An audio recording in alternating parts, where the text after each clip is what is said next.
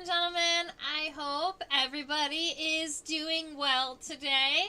Susan, congratulations on your black swallowtail. That is super exciting. I'm happy you've joined us just to hang out and maybe listen to us on the side. I would definitely also be watching a caterpillar set its girdle. Think that is a super cool process to watch. And I don't know if I've ever actually seen it in person. I have watched video of it, but I don't think I've reared enough swallowtails to have been able to watch it in person. So I think that that's pretty nifty. I was just trying to think of like something fun that I saw recently. I was upstairs taking care of some of my animals because now I've got a handful of insect pets. They've just kind of accumulated over the last couple weeks. And so I have a pet giant water bug. It's a Lithoceros americanus, so it's one of those really, really big Lithoceros species. And I have it in like a dual tank that's half water and half soil so that it can come out of the water whenever it likes. And I just fed it a super worm, and I got to watch it like take down and envenomate it, and that was pretty cool. And yeah, so I've been going out and about and checking out local nature parks recently and going on bug hikes and setting up black lights. It's been a good time.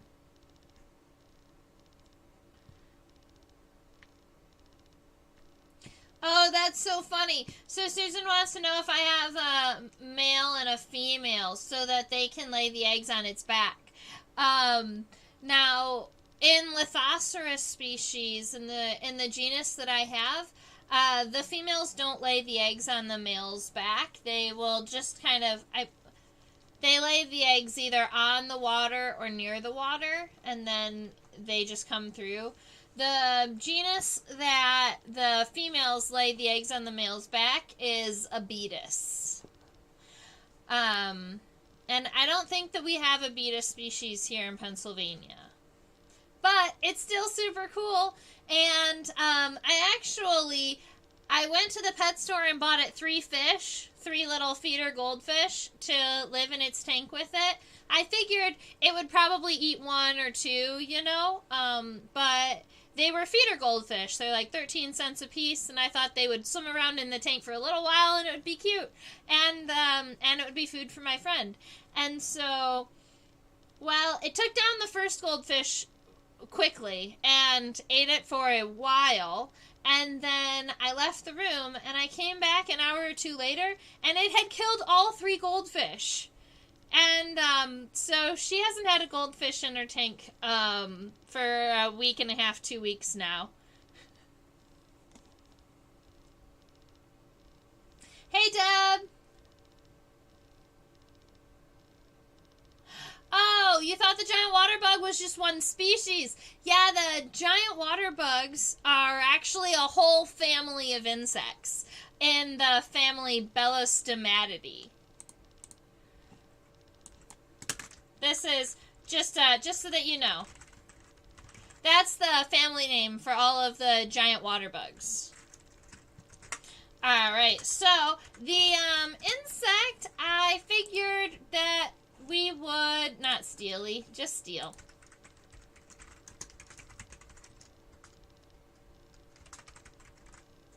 Is that right? Yeah. The wasp that I figured that we would go ahead and sketch today was a steel blue cricket hunter. I know that we wanted to draw something bigger than last week. This guy, we should be able to see all of his parts very, very well. You can already see that his ocelli, those symbolized on the top, are very obvious in comparison to his body. He's also metallic, blue and green, which makes him kind of epic. I love him very, very much. So this is the steel blue cricket hunter. I do have this one identified to species.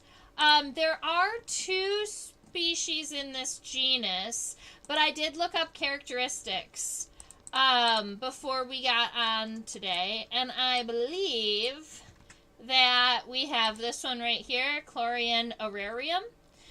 So if you would like to go ahead and write that down on your paper. I'm not going to have that scientific name up the whole time. Actually, I'll go ahead and even write it in the chat box so that everyone has it and they can copy and paste if you want it. It is so blue. Exactly. It's absolutely gorgeous. It's one of my favorites. And this is a good specimen. This one has all of its legs and all of its antenna and all of its pieces are intact. Oops, I turned it. Because I was looking at it more. And it has all of its pieces and are intact. Now, I have another specimen that I believe is the same species, but I hit it with my car. So it's missing half of its legs, and its head's a little crooked, and its abdomen is a little broken. But I was driving on the highway on, I actually wrote it on the label, on State Highway 70 in Texas, and I hit this metallic blue wasp while going 50 miles an hour on the highway. So I hit the wasp, and I see the little wasp bounce off of my car and roll off to the side of the road. And well, it's a Texas state highway, so there's literally no one else on the road. So I stop and I pull over, and I might even go in reverse a little bit. But I run out of my car and I go and pick up this cricket hunter that I hit. It was an awesome, fun story. And I collect a variety of insects that way. I need a bumper sticker that says, "Will stop for insects," or like, "Will stop for large bugs." Alright, so this one is not going to be able to be viewed entirely through the microscope because this is as far out as I can zoom out, but I can go ahead and slide the specimen up a little bit so that we can see the bottom side. If we're looking at it dorsally, we're mostly seeing the wings and the wing venation. And then we can scooch all the way to the end. You're seeing all these really cool tarsal segments too. So if you're looking over here to its hind right leg, this is the end of the tibia right here. So this is tarsal segments 1, 2, 3, 4, and 5. And those are big enough that we can see them easily and we don't have to think about if we're counting it wrong. Yeah, of course I would stop the car and backtrack to find it. Yes, I would. I will admit I have stopped the car to backtrack more than one insect that I've hit. In fact, I was only 2 or 3 blocks from my house in Michigan when my mom hit an eastern black swallowtail with her car. And I knew it wasn't going to survive because I saw where it bounced off. And I was like, "Mom, stop!" And she was like, "What?" And I was like, "Stop the car, seriously." And she laughed at me. And she was like, "Really? You want me to stop?" And by now, she's like half a mile down the road. I'm like, "Yes." And so she actually turned around for me. And we went back and picked up the butterfly. And it was still there. So I do, every now and again, pick up bugs off the side of the road. Did I tell you guys about, Calosoma sycophanta? You'll have to tell me if I've told you about it. Alright, so we're going to start sketching this guy, but I want to get my friend over here onto my paper so that we can go ahead and measure him. Now, he's not a huge cricket hunter or a huge spider hunter. He is a Sphaecidae.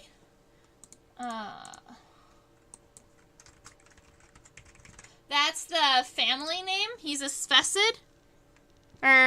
She's a Sphaecid.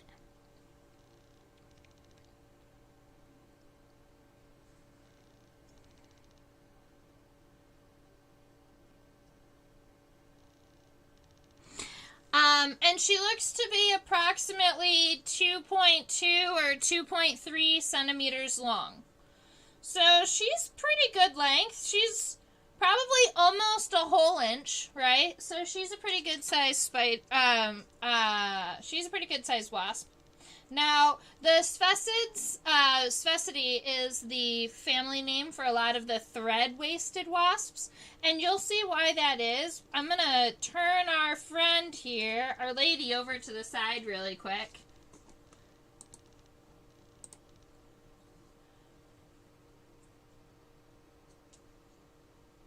Oh no, I'm sorry. I didn't mean to talk about hitting a swallowtail while you were watching your caterpillar. It's okay.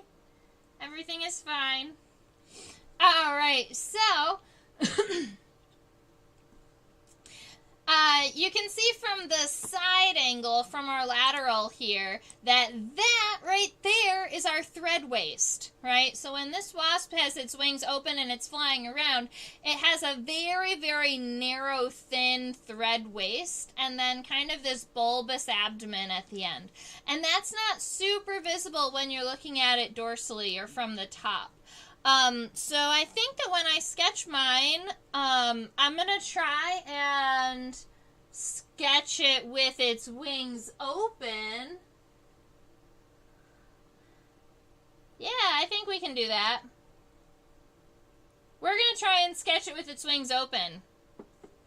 So that we can see the wasp waist, or maybe even just one. We'll see what happens. Alright, so let me go ahead and I'm going to leave the common name up here for now.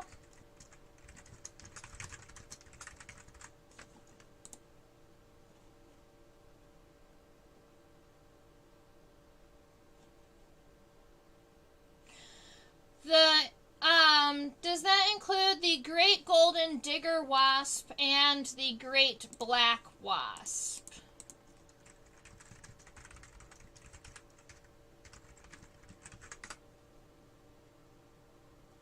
Yes, it includes both of those. It includes the gold sand digger and the great black wasp. Sorry, I hadn't heard those common names yet, so I was just double checking to make sure that I knew which species you were talking about. And yes. Ooh.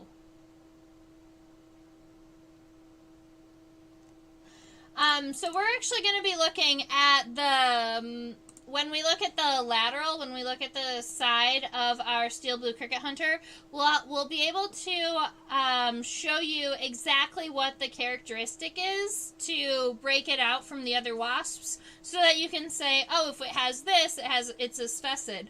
Although it is a character that you kind of need a microscope for, so it's not the best one for field identification. If I was trying to field identify Sphecids, I would look for the thin waist and the metallic colors.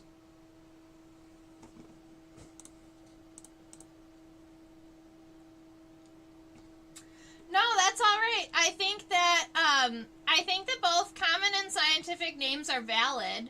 It just takes me a minute to go and look up the common names, because I know that there are so many, and I don't want to, you know, think of a different type of wasp. You know, I want to make sure I'm answering you correctly.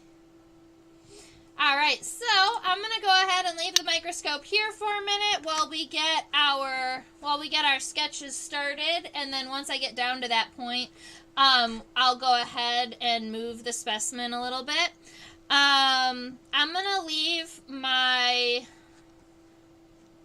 let's see. I have the common and the scientific name in the chat box, and I just double checked it is there. So our scientific name is Chlorian aerarium. Let's see. CHLORIAN.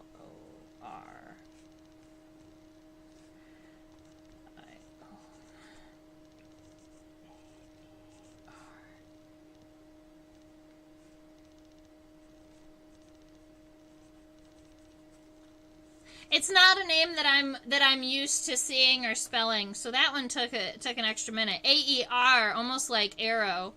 I wonder where it gets its name from. And then its common name is steel blue cricket hunter. We know where it gets that name from. The steel blue comes from its beautiful metallic blue and green. We know that insects that have those metallic blues and green colors are generally a structural color, right? We've talked about that before. And that's the same with this guy. This guy's color is never, ever going to fade unless he gets covered up with dust, you know. But he's not going to fade naturally because it's a structural color rather than a pigmented color. All right. I'm just going to give myself kind of the overall outline of our wasp, kind of really light, and then when we go back, we're going to add all of the features.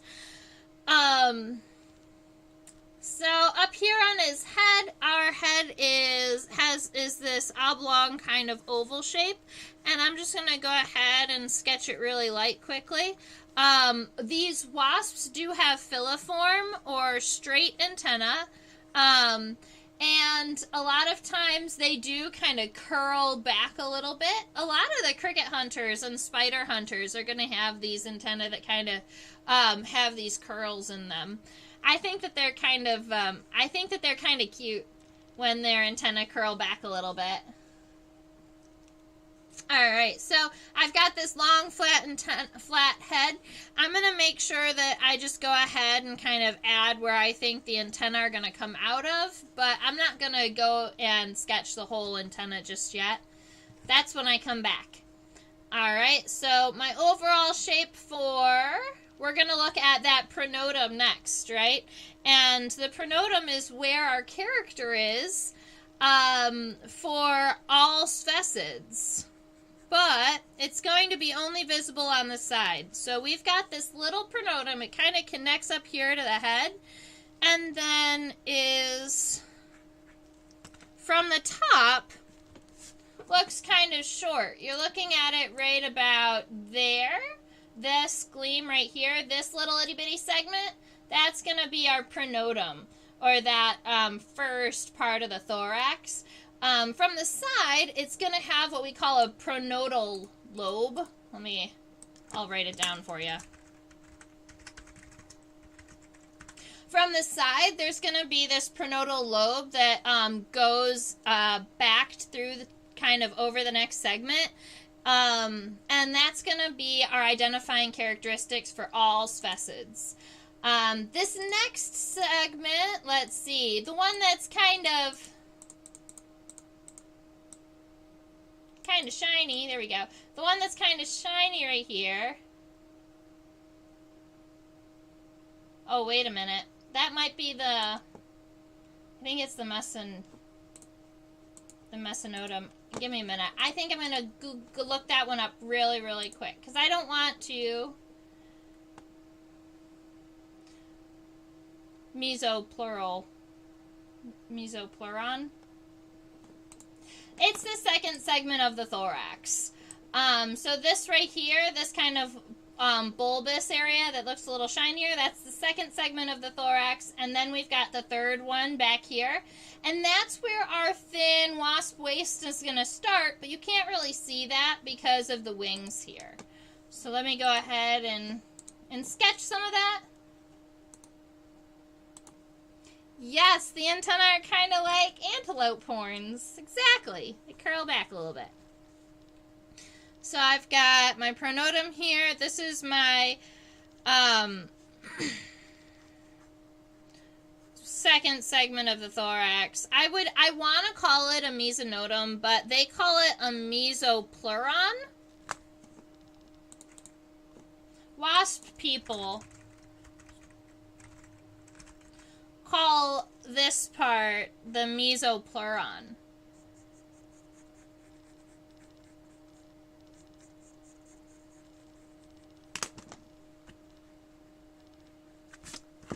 All right. So when they're talking about the surface of this segment, the surface of this segment is actually one of the defining features for this species. The fact that the mesopleural surface is dense with punctations or little puncture holes and has lots of hairs. That's going to be defining for the species, and we're going to be seeing that when we zoom in. Sorry, I'm getting ahead of myself. I'm trying to sketch my light sketch, and I'm talking about distinct features, but they're so cool. All right, so we've got the first, the second, and the third segments of my thorax, and then we know that the wasp is going to have this very narrow wasp waist, and that's going to be,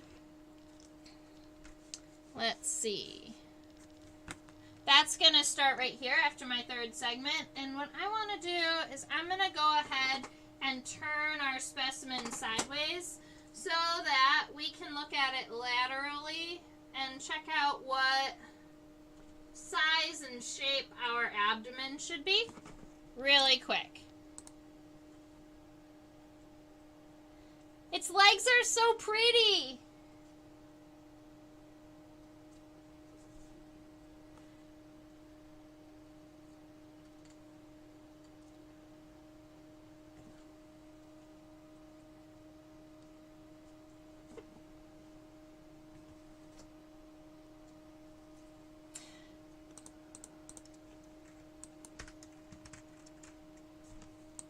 Alright, so we are checking out that very narrow wasp waist and this abdomen.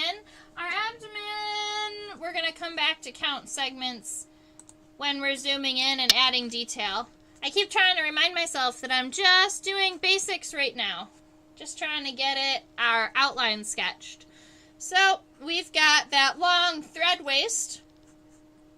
And it's going to get bulbous again. And from this angle, it's very hard to tell kind of how wide the abdomen gets. But imagine the edges. You know what? If I turn it upside down, I think that we'll be able to see be able to see the width. And then you'll have seen it from every angle.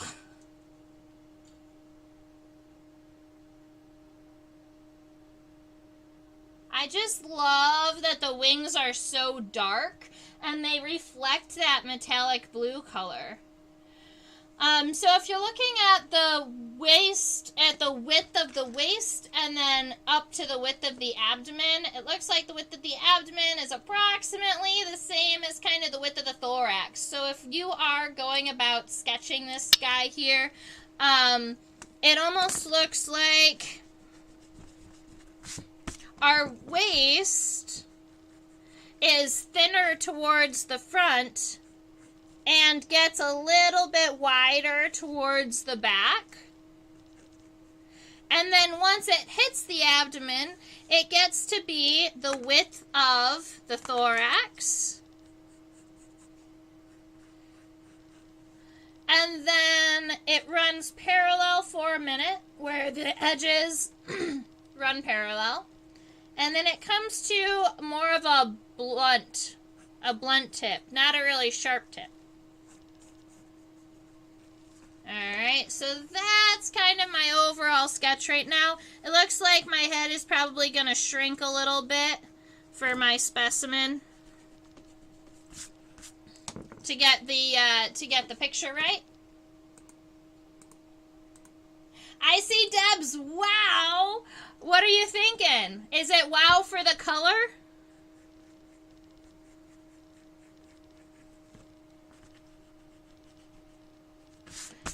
Alright, so that's going to be my outline of my friend here.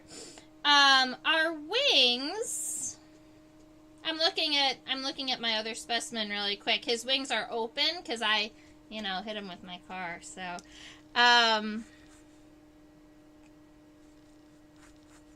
but it almost looks like I would rather just do our wings as kind of see-through outlines, because they're so nicely folded down, and we're not really going to be able to sketch any wing venations, I don't think. Why don't crickets see this lady coming a mile away? I feel like that is a valid question. I'm not sure.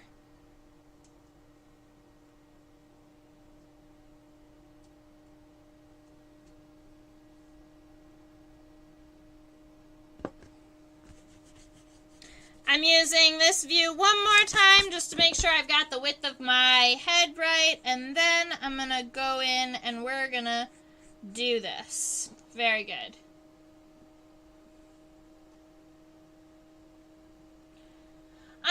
I'm also curious why crickets don't see them coming. And I wonder if it's a pheromone thing, if they release some type of pheromone that calms them, or that, like, doesn't give off a warning somehow. Or if they're just fast and they have the ability to sting and paralyze so well that... I don't know. It's a good question.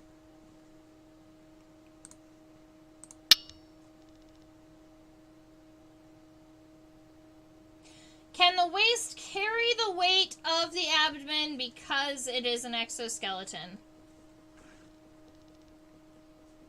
Sure. I mean, the the exoskeleton is a super hard and strong structure, but not only is the outside of it, the exoskeleton hard, the exoskeleton is multiple layers, right? So just like our skin isn't just, hey, we have skin, it's like multiple layers of skin. They have multiple layers of exoskeleton. And then their exoskeleton is also connected to their muscles, and their muscles run along the length of their body.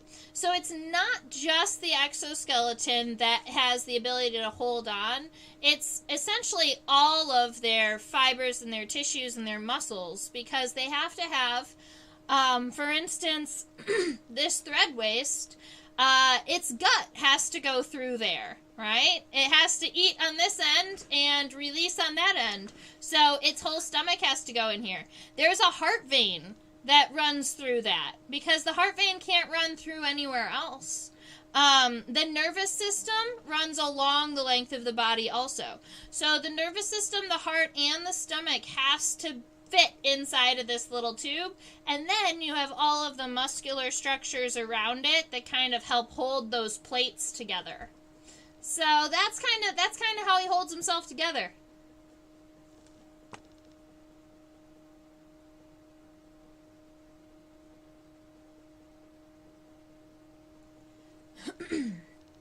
All right, so I'm going to go ahead and start this head off right. So it looks like the back of the head is less round and more square. I do find that with a lot of wasps, where they've got kind of that flat on this end and then they square out a little bit. The compound eyes, as you would expect, are ginormous. They are, I don't know, a third of the head. They're also that really pretty orange color. I collected a wasp, on a side note. I don't know if I still have it in my collection. I would have to look. But I collected a wasp that had green eyes once. It had green compound eyes. And that's not a common characteristic. So I was able to identify it all the way to genus, I think, in the field. Which is always exciting for me when I can ID something far in the field rather than having to bring it back home. All right, so we've got our head with our eyes kind of worked out. We know that these eyes are kind of rounding around the head, and to give that kind of round shape, I make sure to give these little divots on the inside of the eyes. It kind of makes them look like they're curled around, but also they do have this almost reniform shape, but it's not really strong. It's a very, very kind of a light reniform. Then you have the head is kind of shaped in that there's almost these kind of 2 divots for the antenna.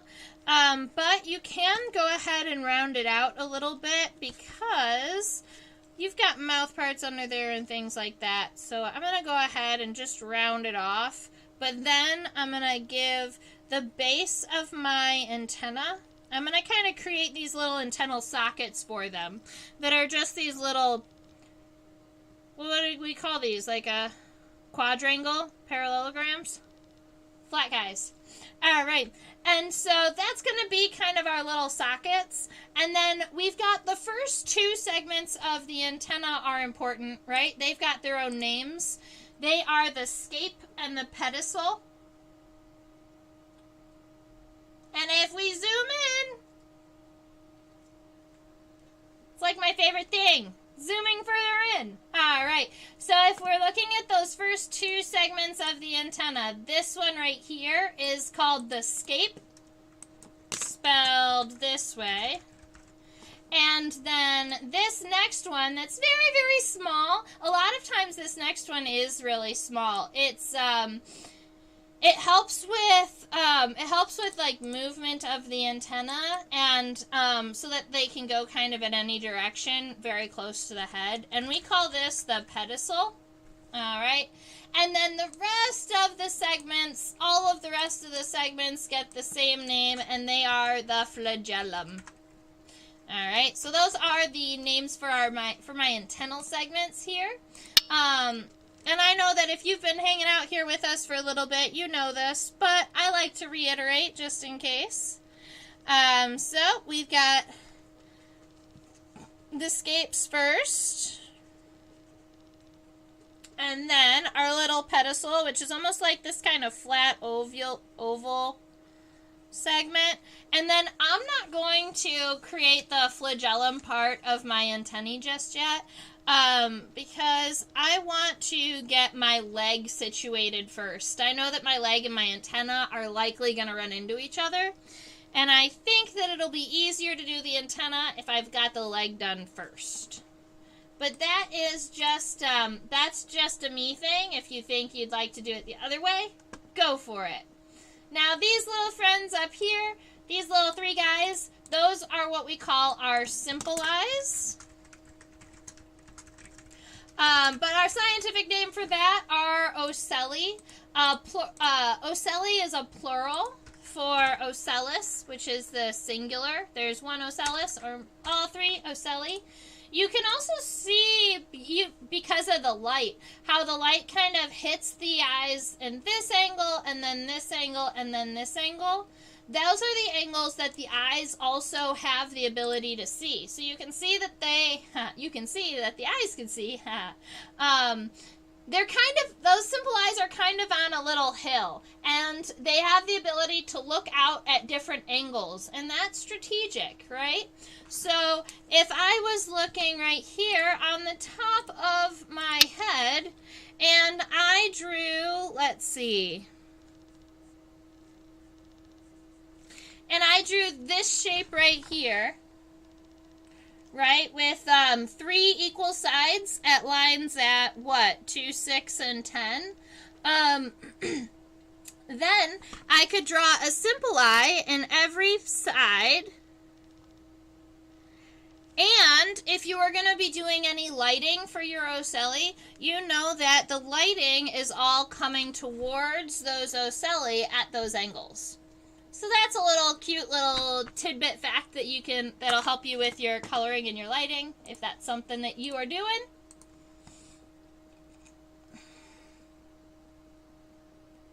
And also the hair on his head, right? We can't forget the fact that he's a little bit fluffy.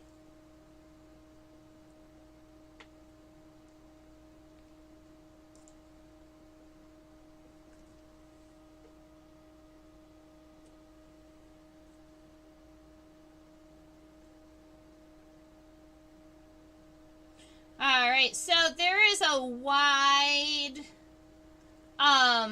There's a wide field of depth at this range, so I'm not going to be able to get the entire image in focus. So my goal is to get this mesoplural surface in focus, and so if you're coming here right now, I'm talking about this right here. This surface right here is what I'm trying to show you, because it has all of these. I'm using words that you would be seeing in keys if you were trying to identify this. You would see the word, you would see this phrase. You would see the phrase dense punctations on the mesoplural surface. And so what they're talking about are those little dots. You see all those little specks that are all over the exoskeleton that almost make the insect look like he's been poked by a bunch of sewing needles a bunch of times. Those are what we call punctations. And they're saying that the punctations on this guy are pretty dense. You can see there's lots of them, and they are thick. Also, the edges are covered in fine hairs. Alright, so those are characteristics that you would be seeing in keys.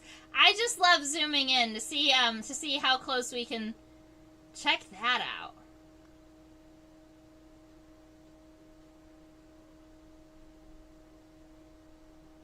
Alright. I don't know. I like playing with the shiny parts. Okay.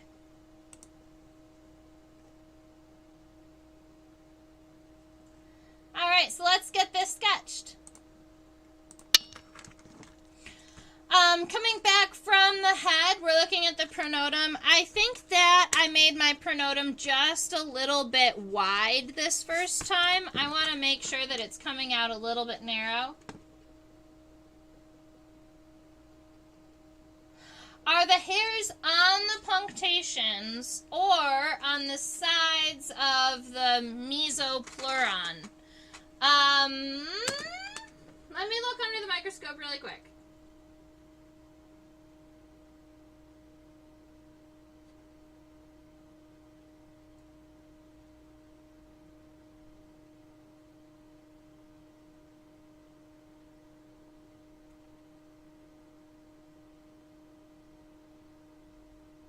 So that was a good question, because the way that the light looks, it makes those hairs practically disappear when you're looking straight down at them.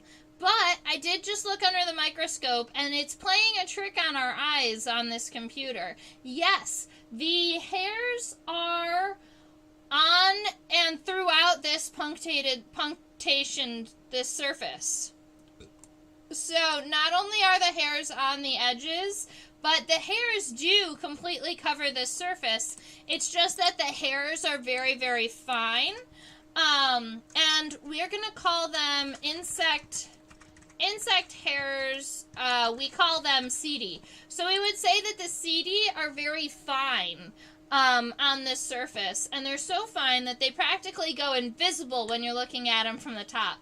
But let me see if I can show you what I was just looking at. What I was focusing in wasn't on this bright area, but I was trying to focus in a little bit closer on this darker blue area. And you can kind of see, it's easier to see on the microscope directly, but you can see that over in this field that it is kind of covered in those little black stripes. Those are setae, so those are hairs. And funny enough, I didn't think that there were setae coming out of the actual punctures, but there are. So every single one of those punctures that you see, there is actually an insect hair coming out of the center of it. So, funny enough, you could almost imagine them like hair follicles, although I don't think that they share any similar characteristics, right? But they are hairs coming out of each of those and around. There's a dense layer of very, very fine setae on the surface. Good questions.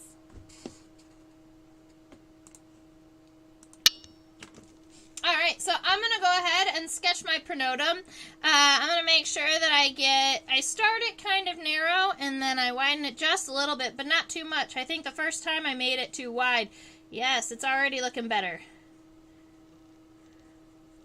Alright, so I'm going to keep my wasp actually closer to this width. I think that I got it a little, he was a little bulbous the first time. Alright.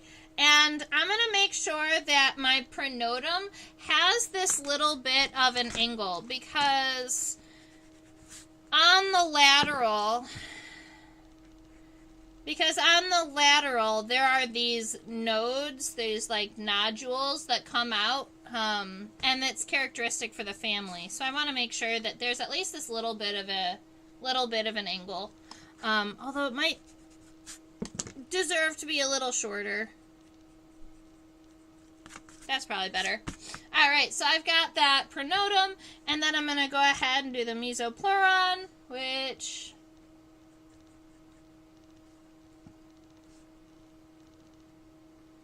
goes out a little bit, and then is actually going to come in for the wings.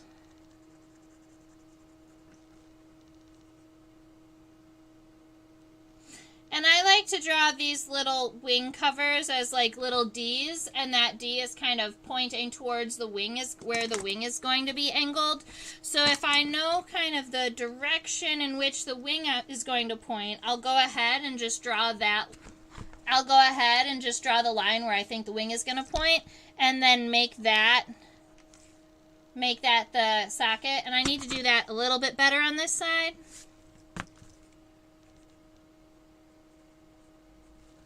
Alright, so I've got those two, and then our mesopleural surface is going to come in between it, make this little U, and come on back up.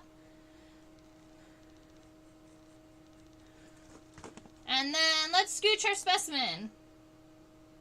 Are the hairs on the punctuation or... Oh, I answered that question, sorry.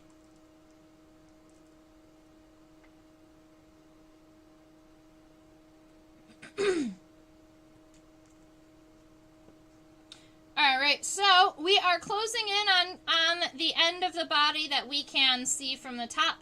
We do know that there is one more segment here, the metapleuron. And it's going to be coming down from this segment,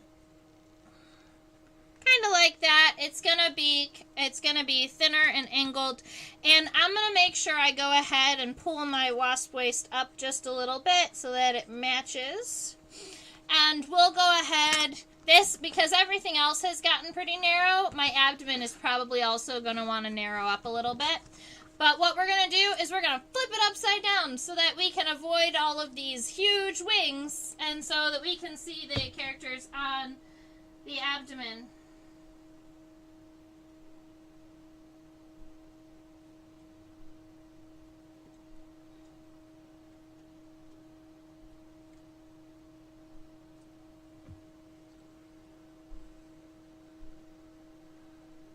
How cool would it to have a car that was this color? Like metallic blue, purple, black. Someone needs to come up with a paint that looks like this so I can put it on a car.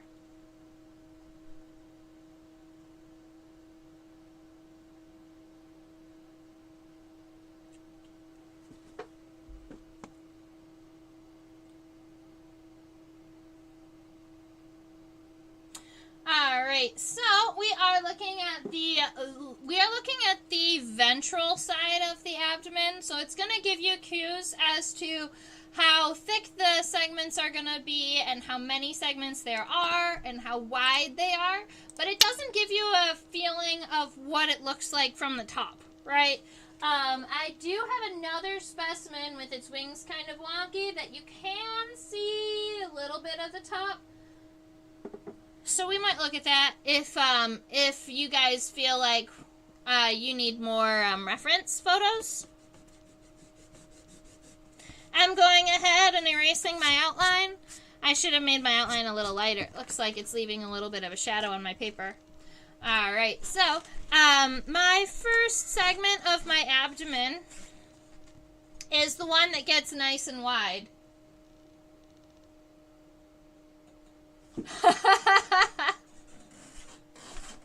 That's funny. I'd never find another wasp this color again. I don't know if that's true, though. Because they have to hit your car, right?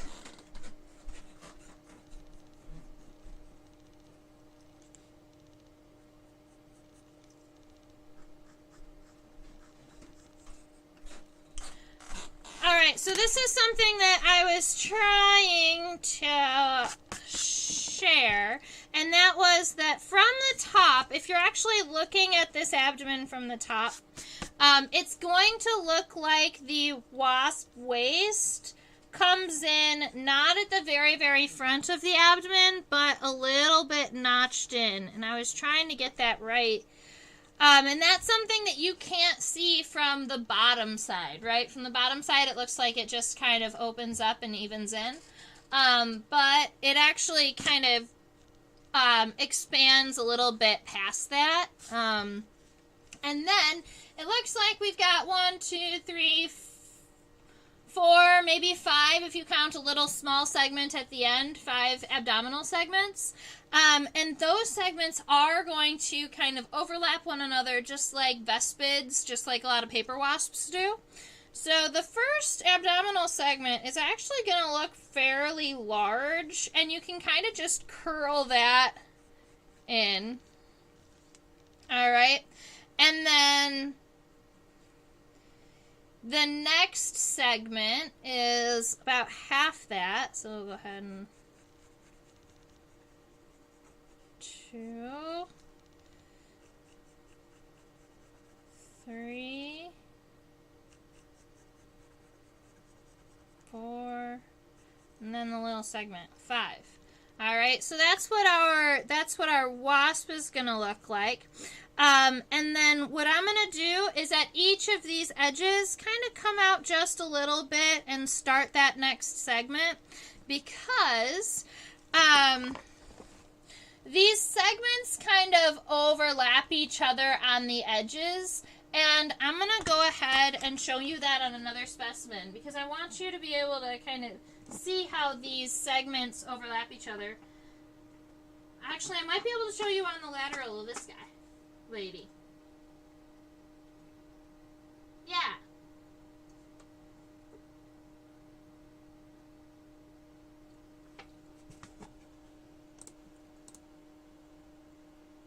Do those parasites ever get between the abdominal segments of these guys? That's a good question. I don't think so. I think that those parasites are specific to vespids. All right, but this is what I wanted to kind of show you. So at every single one of these abdominal segments, they kind of curl back down and back down under the abdomen. And so they're all kind of structurally holding each other up, right? And they're all connected down here. And then they've got a whole nother segment on the bottom that kind of wraps up. All right, so we're doing good. We've got the head, the thorax, the abdomen. I'm going to go ahead and we're going to look at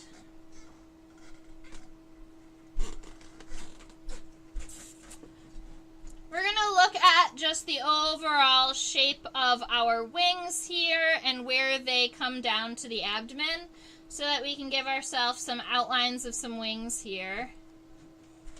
The wings are triangular, so they do come down to these points, blunt points, right? They're not sharp or tipped, but they do come down and narrow at the tip before they go back up, so that's something to make sure you're taking care of when you're sketching it.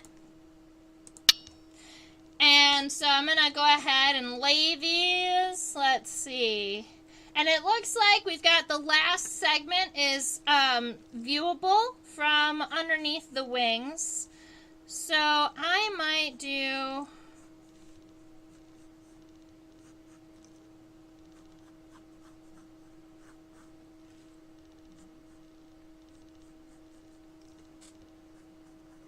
And make sure, right, because we know that you can't see the wasp waist from the top. So when you're pulling your wings down, make sure that they are at an angle that you know that if those wings were colored in, you wouldn't be able to see that waist. And I'm just giving it an outline, and I'm going to point to it and say that it's dark. But I prefer to see the outline of the body. Alright, so I've got that first wing taken care of, and then I'm going to go in and add this second wing here. And maybe it's... yeah. More like that.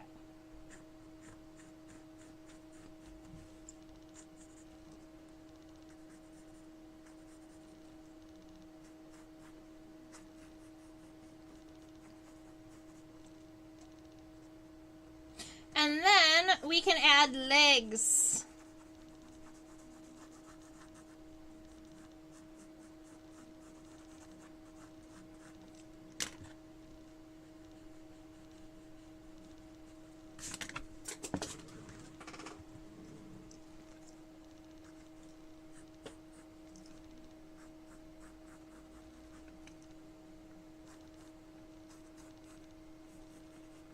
Alright, so that's going to be kind of my outline of our wings. Now, there aren't very many characteristics on the wings that we have to worry about. We don't really frequently look at the wing venation for sphecids or for cricket hunters and spider hunters. So it's not something that I'm familiar with if there's any characteristics in the wings. Let's go look at some legs.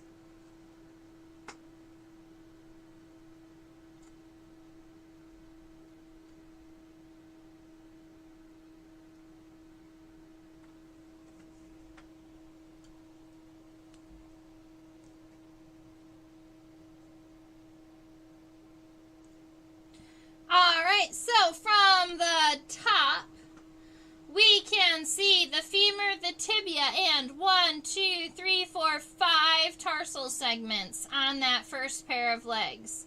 Now, where we have those spines are on the tarsi. So if you're looking, the femur actually has this very interesting lobe or expansion at the base. This is our femur right here. Then we've got the tibia, and it does have some spurs at the end of it, so a variety of spurs here. And then from then on, these are tarsal segments, so those are easier to see on this side.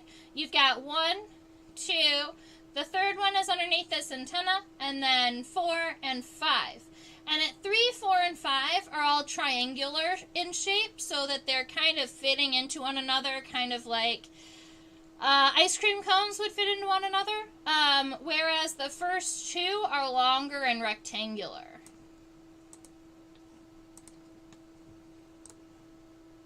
Alright, so let's give it a try. Those first pair of legs are coming out of the pronodum, this first segment out of our thorax, but keep in mind that the pronodum does kind of curl around underneath, so they're not going to be connected way up here at the shoulder. They're actually connected kind of where you imagine the pronodum meeting the mesopleuron. Alright, so we've got this right here, and we've got our femur coming out. And it looks like our femur just barely makes it to... Hi, Chaos, welcome! We're looking at the steel blue cricket hunter today. Our femur has that little expansion, and it looks like it only comes out to about where that eye starts. And then our tibia comes down, and it has those little tibial spurs around the edges. I think we can zoom in on that if you'd like.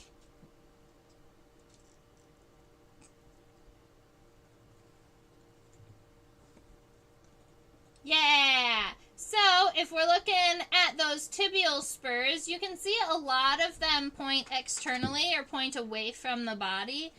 But then when we're looking at our tarsal segments, they point in both directions.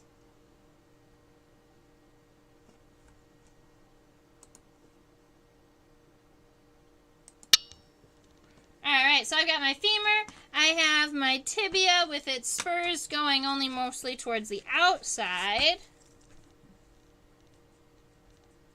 And then I have those tarsal segments. So the first one being longer and thinner and having spines on both sides. That's tarsal segment 1. The second one is about half that length and still has spines on both sides. And then we have 3, 4, and 5 that are all kind of like triangles. You can imagine them being able to almost stack into one another like ice cream cones. And then the last one is long and circular. There we go. And it's got 2 little claws on the end. So something like that for our tarsal segments. 5 of them there. And we're going to try and do that for both sides of the body. And I think that I have the ability to go ahead and do this really quick. So, as some of you know I haven't specifically told you why they're called cricket hunters yet, although I'm guessing that you could have possibly assumed this. Our cricket hunters do feed on crickets as immatures, so as grubs.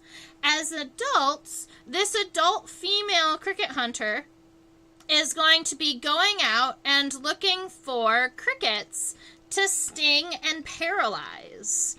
Alright, and once they sting and paralyze a cricket, they're going to, I don't believe this species has the ability to dig holes. So this species is going to look for a hole that already exists. Alright, and then it's going to put the cricket in it, and it's going to lay an egg, and that egg is going to hatch and feed on that cricket, and that's why they're called cricket hunters. Alright, not because the adults feed on crickets, but because the adults sting and paralyze crickets, and they lay their eggs on them, so that their babies can eat a paralyzed cricket to survive, and to grow into adulthood. So every single one of these wasps represents one paralyzed and eaten cricket.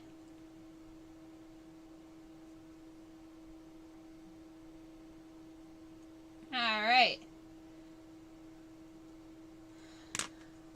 I'm trying to find a good angle for our middle leg. A good angle might just end up being lateral. Yeah.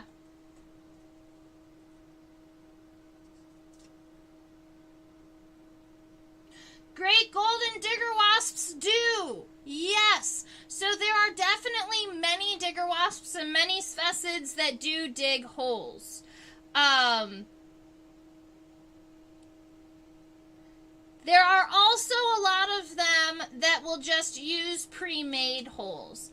Like, man, I hate to use an example from outside of the family, but what I'm thinking of are pompilids, or tarantula hawk wasps. Many tarantula hawk wasps don't dig their own holes. They will actually just use the hole of the tarantula. But that's going to be, I believe, very similar for this species. I can't imagine it digging. You've seen its legs. It doesn't really look like it would have the ability to. And I could be wrong. I could be wrong, for sure. But I don't believe this species digs. Digger wasps for sure do.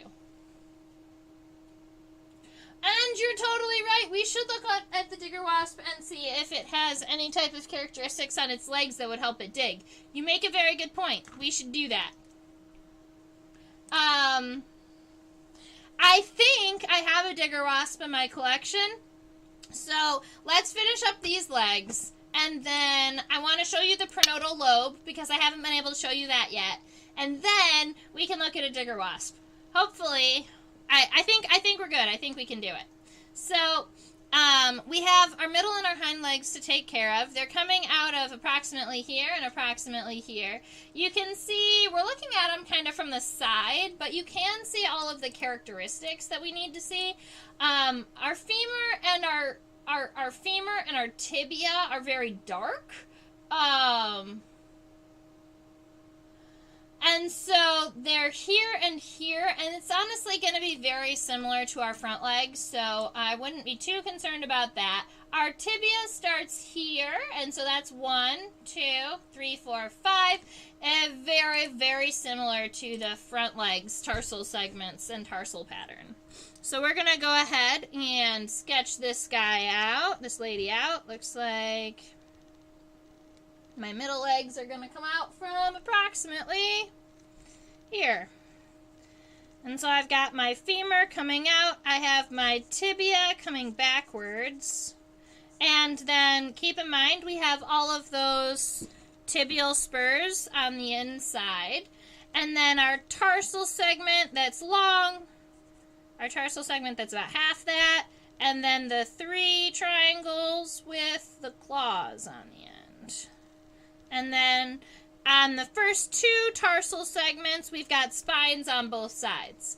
And then we're going to do the same thing for the hind legs, but I believe, yeah. So the hind legs are significantly longer than the front and the middle pair of legs. So I'm just going to zoom out a little bit to show you the vast size difference. All right, look at those middle legs are easily double the length. This is the middle leg right here, coming up to about here and coming back to here. And this is the middle leg from here to about here, right? So there's a ginormous difference. So just make sure when you're sketching this guy that the end of your tibia should end up way back close to the end of the abdomen. It helps give our friend some balance here. So I'm going to go ahead and make my femur pretty long here. All right. And then I've got my tibia that looks like it's like this. All right. So I've got my femur and my tibia, and then my tarsal segments. They're the same. There's 5 tarsal segments. 1, 2, 3, 4, 5. But you want to make sure that it gets out there, that those legs really stretch out. And that's going to give my wasp the ability to kind of balance and do what it needs to do. And also look really, really leggy while it's flying. If you've ever seen a cricket hunter or another thread-waisted wasp, you'll know when they fly, they look like they're just little stick insects. Like, they just look like a little bit of nothing. All right. So I've got my front legs are matching, and then, you know, I got my middle and my hind legs on my right side. Maybe I'll come back and finish those legs. So I want to show you this pronodal lobe, and then we'll get the antenna on there because I want to make sure that that's taken care of. And we'll find a digger wasp.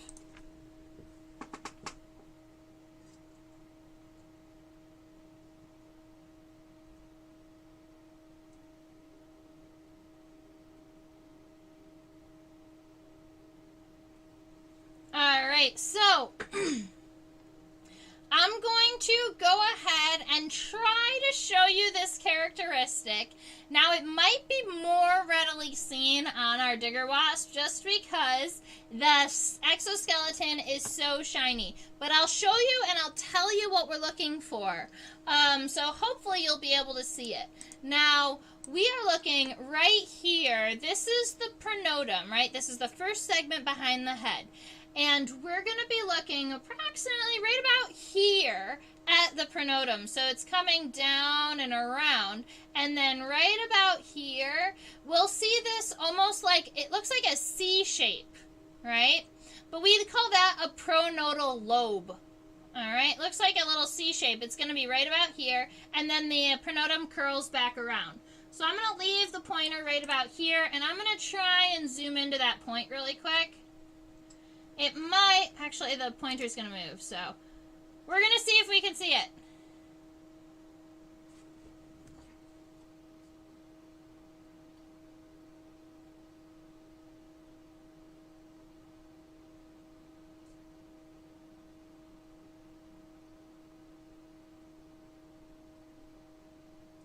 There it is.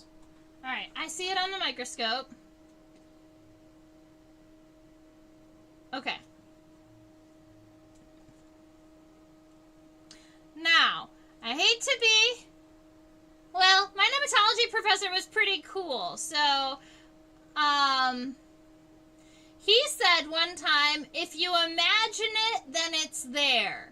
And sometimes when I'm looking for things on a microscope, I think of my nematology professor and think about the time he told me to imagine that science was there. Now, right here, I promise you it's there. You can kind of see that upper part of the C right here. That's our pronodal lobe. It's a lot more distinguished than some other species, but the reason I'm showing it to you is because every specimen on the planet has it. It's called a pronodal lobe. And that's the characteristic, that's the key that I use to identify if it's a specimen or if it's not. Alright, let's get these antennae taken care of so we can go and check out a digger wasp.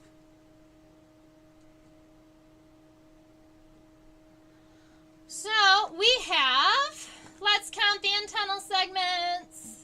Not counting the first two, because we've already sketched those two. So let's see. We have 1, 2, 3, 4, 5, 6, 7, 8, 9.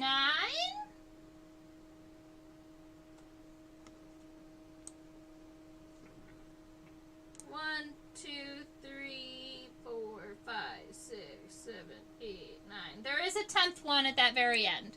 So there is a number 10 right up here at the end. So there are 10 segments on the flagellum. 1, 2, 3, 4, 5, 6, 7, 8, 9, 10. Little baby one at the end. So when I'm going ahead and sketching these, what I'm going to do is I'm going to give myself kind of a guideline to say, all right, I want my antenna to be approximately this size. And then I'm going to make my longer rectangles around that line and trying to make about 10. Now, that takes a little bit of practice, but let's see how we do. So we've got 1, 2, 3, 4, 5, 6, 7, 8, 9, 10. Alright, so we've got 10 segments there. Now, I think that if I was to go over it in pen, or if I was to do it again, I might make the antenna just a little bit thinner, and especially just a little bit thinner at the end. But I think that we did pretty good for that time. And I'm going to go ahead and try it on the other side because I'd love to have matching antenna for my specimen here. So 1, 2, 3,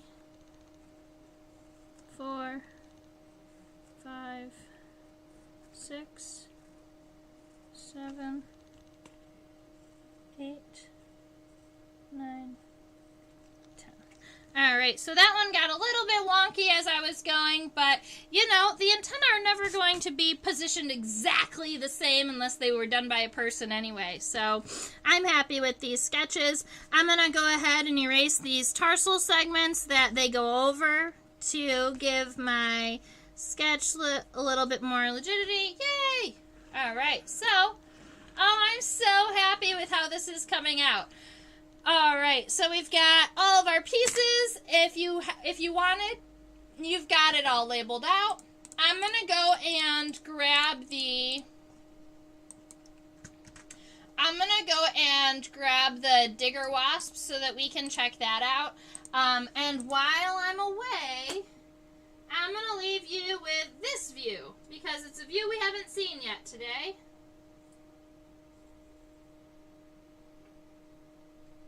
go. Come on, friend. There we go.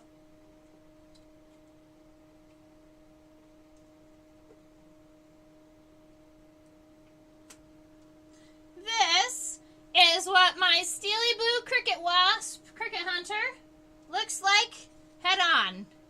So I'm going to leave you with this view just in case you want to go ahead and sketch that out, and I will be back with a digger wasp.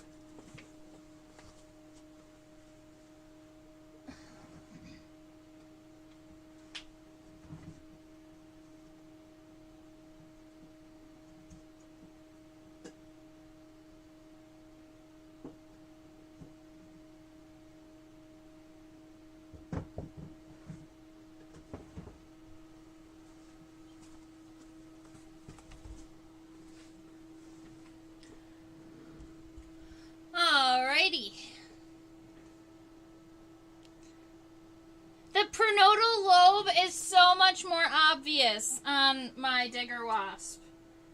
I'm going to have to show it to you.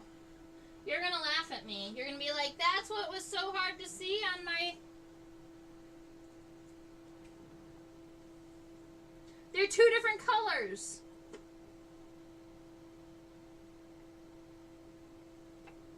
Alright, so this is a digger wasp.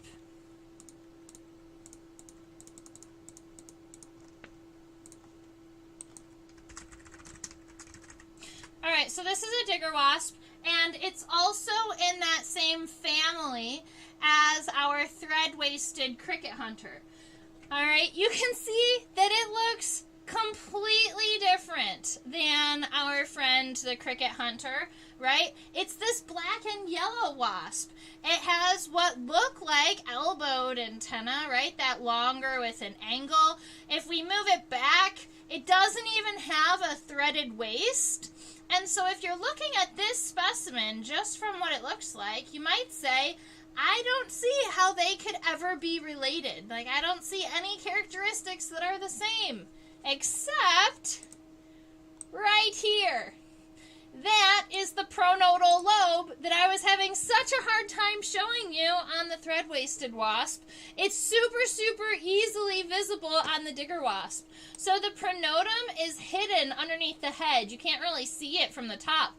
But it curls around the side, and right here, it has a lobe that kind of moves into the mesonotum, the mesopleuron. So that's that characteristic that is in every single family. Now, we were curious about the legs of our digger wasp. And I gotta tell ya, the legs of our digger wasp don't look like digging legs.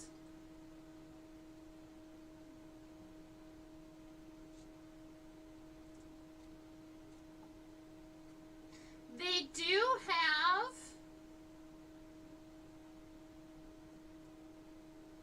I wonder if the spurs on the tarsi help with the digging. Because this wasp does also have these spurs. And so it makes me wonder if our steely blue cricket hunter does dig. Let me look.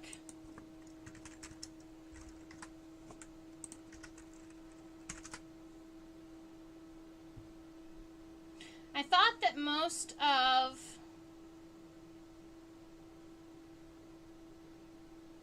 sometimes they choose to dig their own burrow. I think that most of the time they find a burrow, but sometimes they will. Oh, look at that, Chlorium aerarium. I found it. It does dig its own nest. I found a paper on it.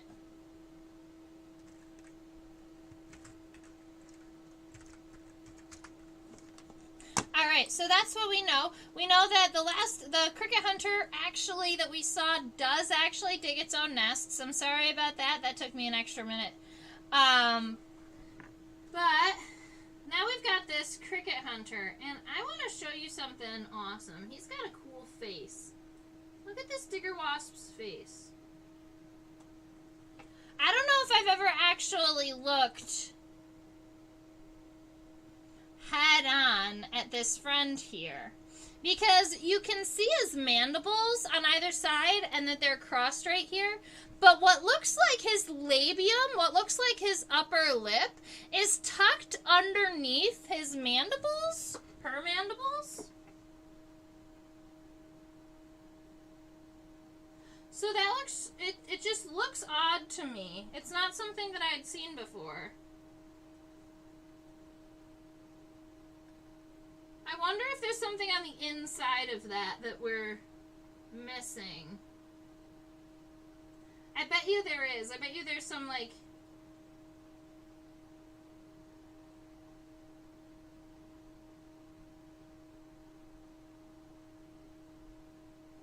It's hard to see on the inside of that, but my guess is that it has extra mouth parts down there. Look, it does. Okay. Let's see.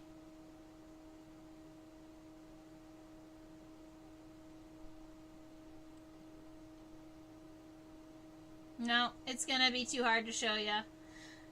Yeah, so this is a really cool specimen that we can play with at another point. We can also sketch it if we want, but we don't have time to do a whole nother sketch. So we can look at it and chat about it and check them out.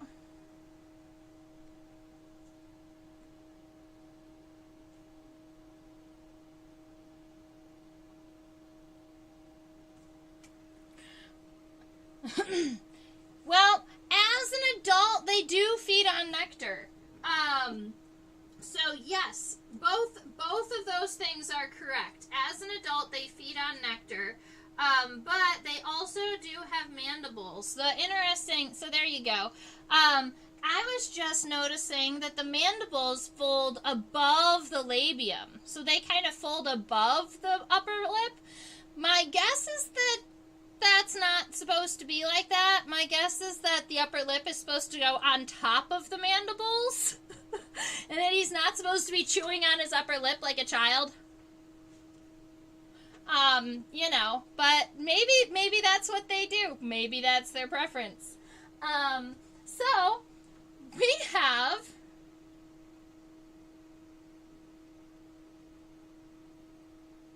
Okay. So this is a different species from the ones that you have. I don't believe he does have an overbite. I don't believe that I have a great black wasp. I don't think I have either of the species that you have in your backyard.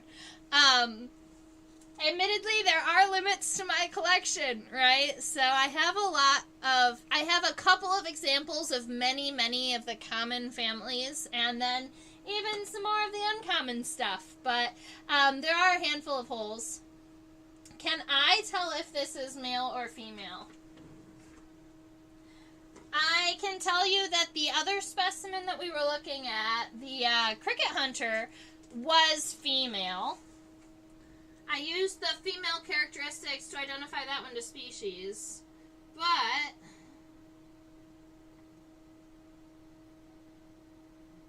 you know, I do not know how to tell the difference in the males and the females in this one.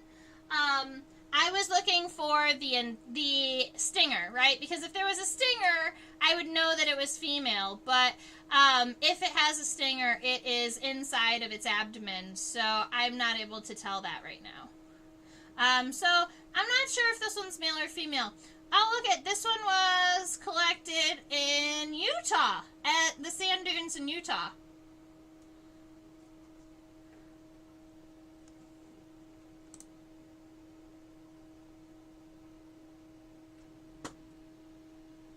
Huge and gorgeous. All right, now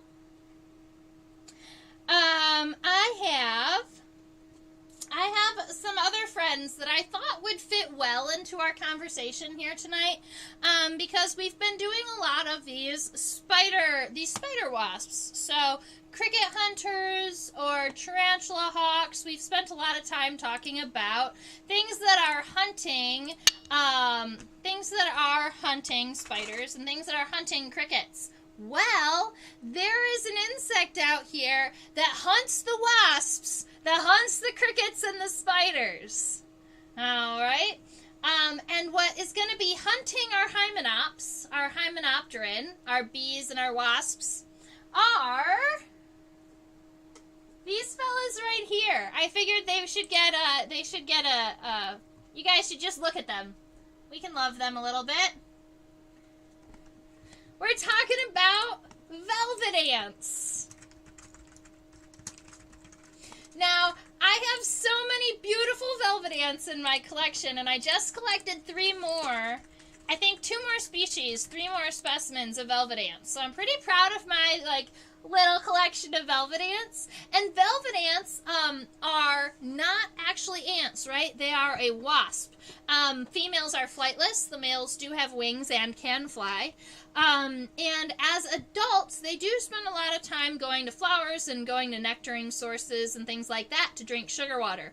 But they also lay their eggs on wasps, and a lot of times on the wasp grubs that are feeding on paralyzed crickets or paralyzed spiders. All right.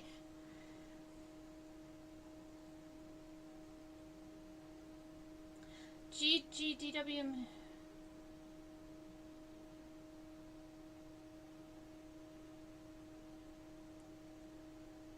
Where we're going, we don't need wings. I'm not sure what you mean by that.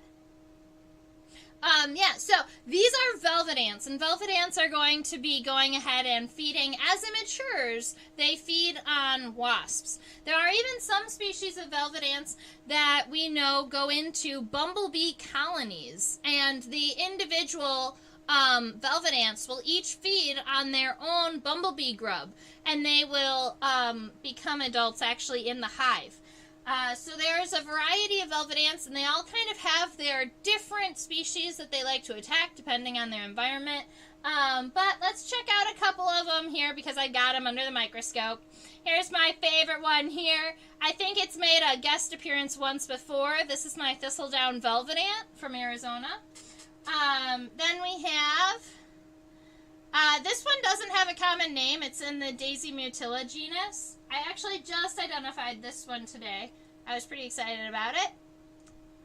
And we have 2 male velvet ants that are both nocturnal flyers. There's this guy right here, and this guy right here. He's also a nocturnal velvet ant. He came to my blacklight in Ketakay, Texas last year. So I was pretty excited to see him flying around and coming in. And we've got a couple of females here. And you can see a lot of these ladies have that very bright red coloration that's common to velvet ants as their aposematic coloration, their warning colors.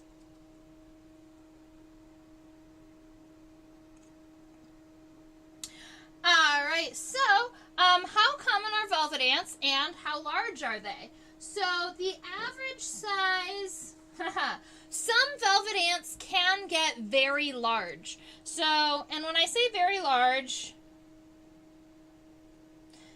some velvet ants can break a ½ inch long. There's no velvet ants in the world that I can think of that have that are an inch. Most of them are going to be, let's go and check out my,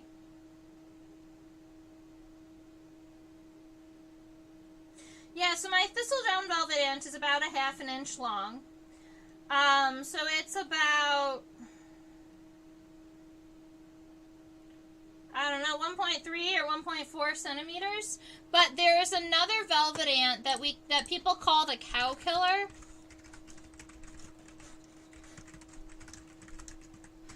And it's fairly large. It's about 3/4 of an inch.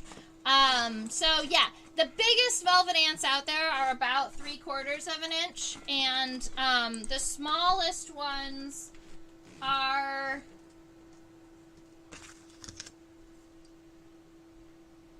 The smallest ones that I've seen are probably about 6 or 7 centimeters. So they are approximately the size of a medium to large size ant, except they're a wasp, and they have ginormous stingers, and their stingers have the ability to point in any direction they want. So these velvet ants, if you pick them up with your hands, they can curl their abdomen around and then re-point their stinger so that they can sting you. So even if you're holding it from the back, they still have the ability to sting you. So watch out for them. And how common are they? Velvet ants are found across the United States. I would definitely say that velvet ants are more common in warmer climates. But I do believe we have velvet ants as far north as Michigan. Let me go ahead. I'll check a distribution map really quick. Luckily, I've got distribution maps on tagged and saved on my computer. So let me go and check and see how far north mutilids they go up into Canada. So there are velvet ants across the across North America, and I imagine that they are on every continent but Antarctica. I don't think they would be able to survive in Antarctica. Oh, wait, 6 or 7 centimeters or millimeters? Oh, did I say centimeters? I meant millimeters. I'm sorry. The word centimeter is right next to the 5 millimeter mark, and so I accidentally said what I saw rather than what I was thinking. So, Susan, thanks for catching me. That is 6 or 7 millimeters. Appreciate that.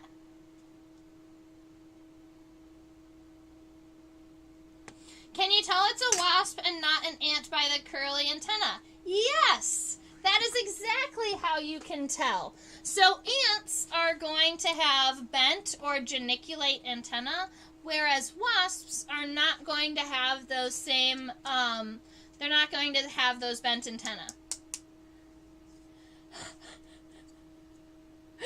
A 7-centimeter velvet ant would be what? Almost 3 inches long? That's impressive. No, unfortunately not. I don't even think those existed during the times of dinosaurs. I don't think that velvet ants existed yet. So, darn it. All right. So maybe one day we'll sketch a velvet ant, or maybe some of you out there who have quick sketching abilities have already sketched this velvet ant that we've been looking at for a minute. I am pretty happy with the day. You know, the other thing that I've been doing, because I've been talking about velvet ants all week, to my younger kids, to my outschool students, so that's why they were kind of just like here within reach. And so what I've been doing is I've been taking my Thistledown Velvet Ant and I've been flipping over my microscope stage so that it is dark black instead of the white background, so that we can check out how beautifully fluffy this Thistledown Velvet Ant is.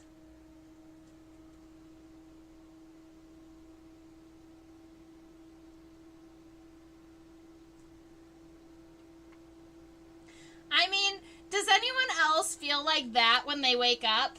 Because I think that is an amazing specimen. This velvet ant melts my heart. Like, I remember collecting it. I remember how excited I was to have found it. I didn't know that velvet ants came white until I saw this specimen. So it's those types of things that this specimen I not only found in the wild in New Mexico, but also the moment that I saw it, I like had learned something new, you know?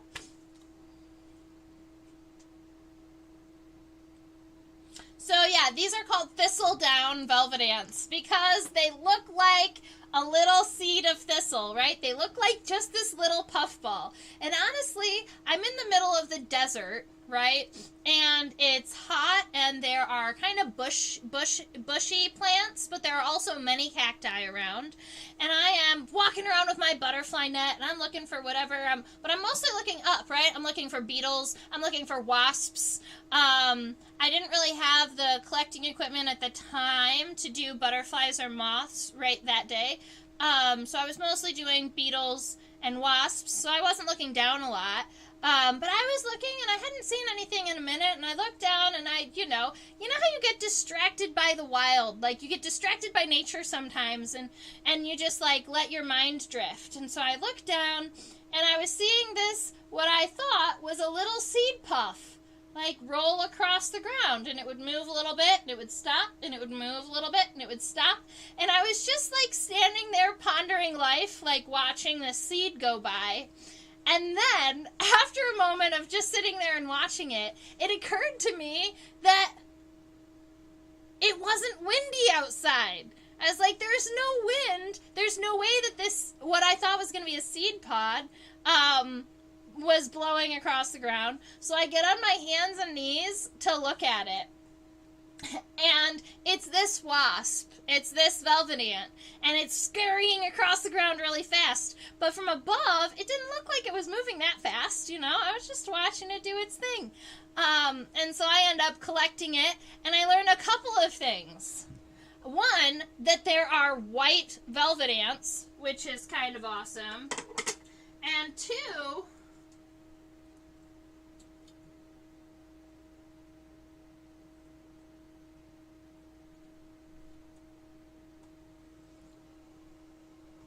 look at that crazy stinger. It has a ginormous stinger on the end of it. And not only is this stinger long, but it has the ability to angle wherever it likes, right? So, that's good. All right, let's see.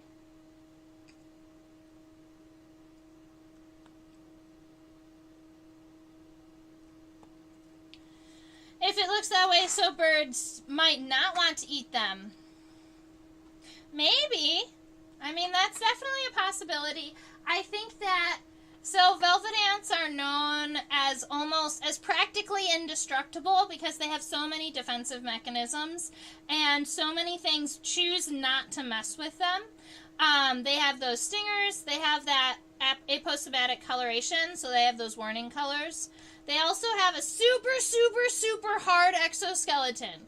And not like, oh, I couldn't step on it, or like, it's like, you know, like a beetle, crunchy. No, velvet ants, they're difficult to pin. Like, it's difficult to get a metal pin through the thorax of a velvet ant because they are so thick. The last time I was trying, I punctured the top of the exoskeleton with a small drill bit first to get it to puncture. So they are have very thick exoskeleton, and even if a bird or a lizard tried to eat them, they wouldn't be able to crunch them, and then they would get stung.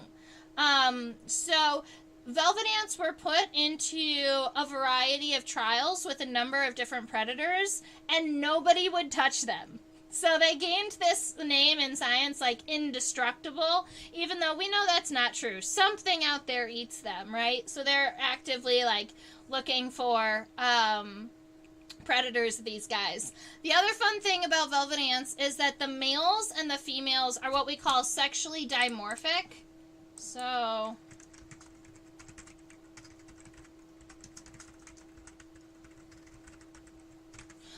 they're sexually dimorphic, meaning that the males and the females have two different forms. They have two different body shapes. And this males and the females are actually so different in velvet ants that many of them, we actually don't know which males go to which females. Like, there are some discrepancies as to which males are which species, which female. And the only way we really know is when we collect them actively mating. Because the males and the females look so different from each other that they have to go through completely different keys and things like that. Can the stinger be used both for stinging and egg laying? Susan, that's a wonderful question, and I feel like I have pondered that before myself, and I am not sure what the answer to that is, because, yes, the stinger in bees and wasps is a modified ovipositor, so it is a modified egg-laying device, and the females they have the ability to sting, and they have the ability to lay eggs, so I don't have an answer for you.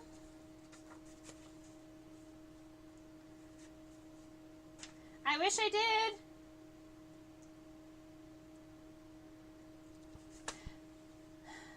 If Eric Eaton was here, he might be able to answer that question for us. I will shoot him a message and ask him and be like, hey, I've got a burning question for you. What about female wasps like a tarantula hawk wasp or like a velvet ant that have the ability to both sting and lay eggs? How does that work? That's a good question. I wish I had an answer.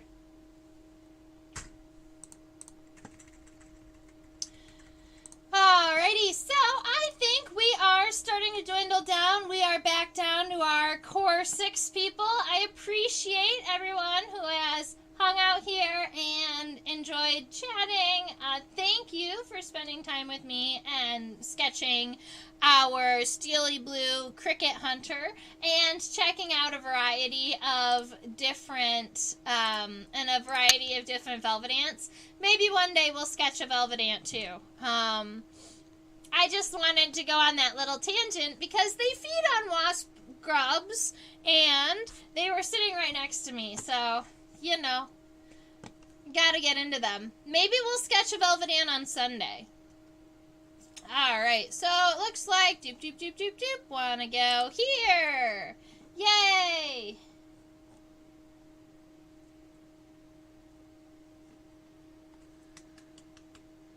Good! Alright, so thank you so much! Yay! Oh, Susan, Deb, thank you guys. Oh, we're gonna have lots of fun, but as you know, all of these are recorded, and I leave them up for public viewing, so you can feel free to come back and watch previous episodes if you'd like, or just pick up in a couple of weeks.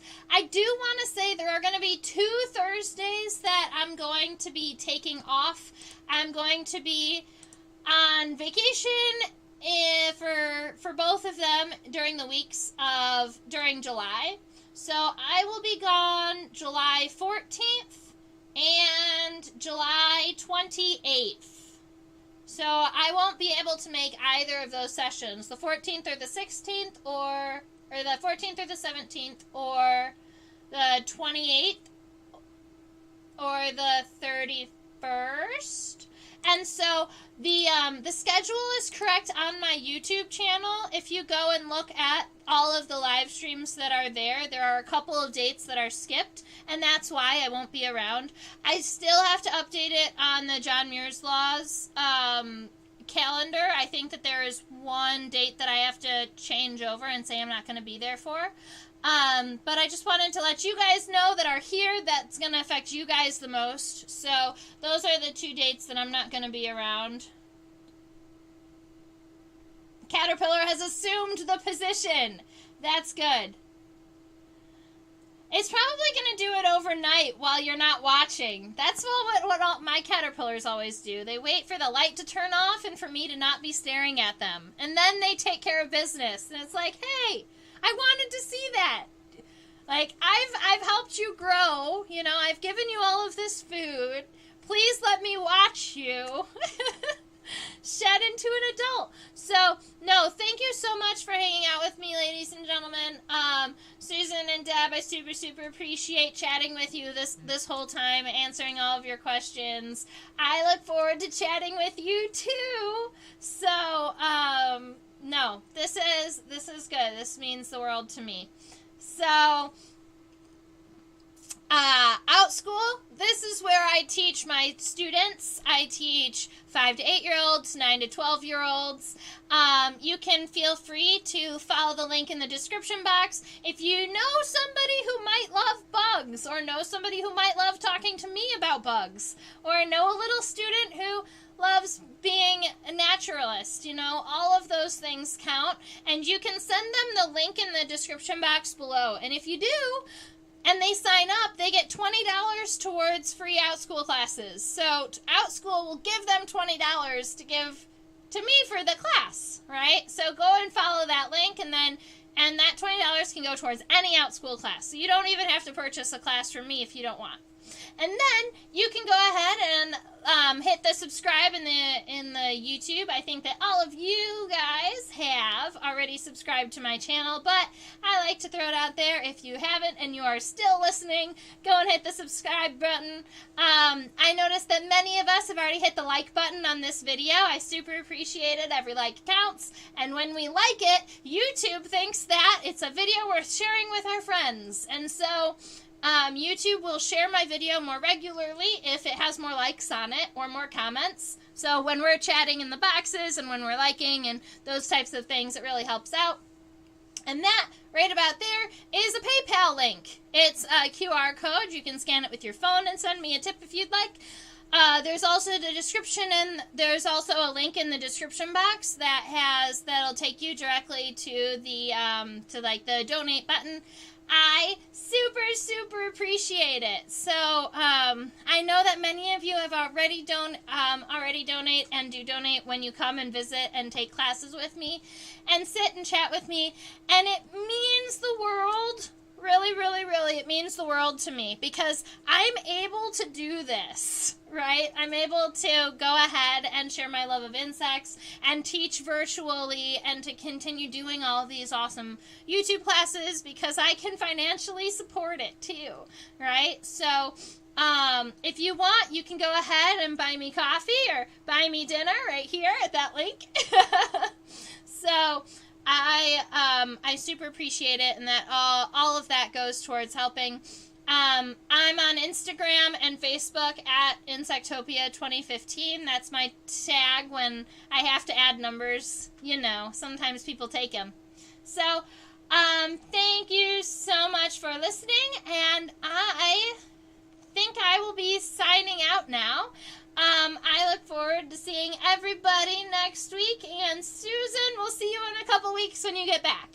All right. Bye, ladies and gentlemen. I love you guys.